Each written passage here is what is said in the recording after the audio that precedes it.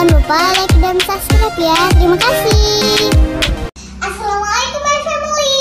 Kali ini aku mau baca kisah tentang Nabi Nuh alaihissalam. Yuk kita simak sama-sama. Kisah Nabi Nuh alaihissalam. Nabi Nuh alaihissalam diutus kepada Bani Rasib. Jauh sebelum Nabi Nuh alaihissalam lahir, hiduplah 5 orang yang soleh. Mereka adalah Wad, Suwa, Yahud, Yauk, dan Nasr. Mereka beriman kepada Allah Subhanahu wa Ta'ala. Namun setelah mereka meninggal dunia, penduduk Bani Rasib membuatkan patung sebagai penghormatan kepada mereka.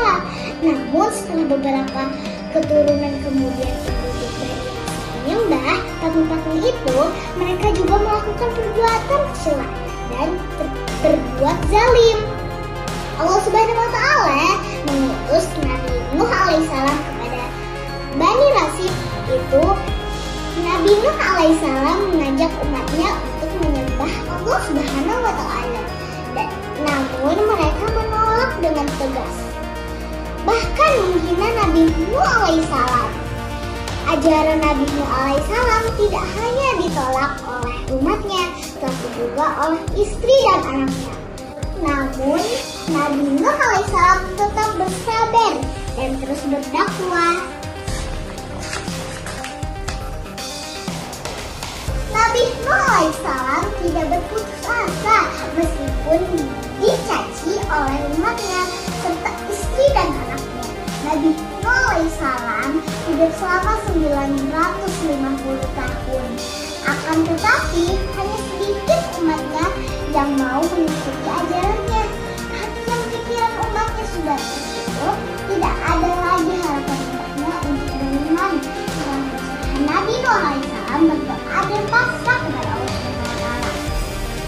Akhirnya Allah Subhanahu wa Ta'ala menurunkan wahyu kepada Nabi Nuh alaihissalam. Nabi Nuh alaihissalam diperintahkan oleh Allah Subhanahu wa Ta'ala untuk membuat kapal besar. Nabi Nuh alaihissalam dan para pengikutnya mulai mengumpul kayu-kayu sebagian.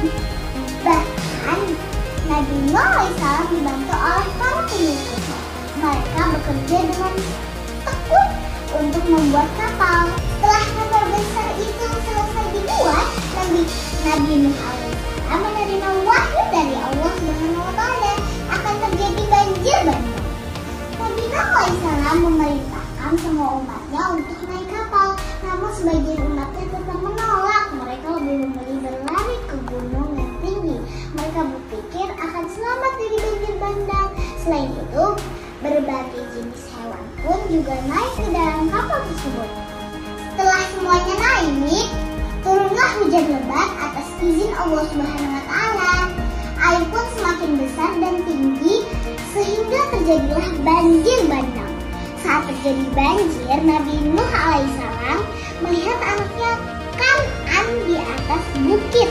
Nabi Nuh alaihissalam membujuk Kan'an untuk menaiki kapal, tetapi Kan'an tetap menolak. Nabi Nuh alaihissalam pun pasrah. Dengan nasib anaknya tersebut, banjir pun mencapai puncak bukit dan gunung. Banjir itu mengelamkan umatnya yang ingkar termasuk Kan'an. Sementara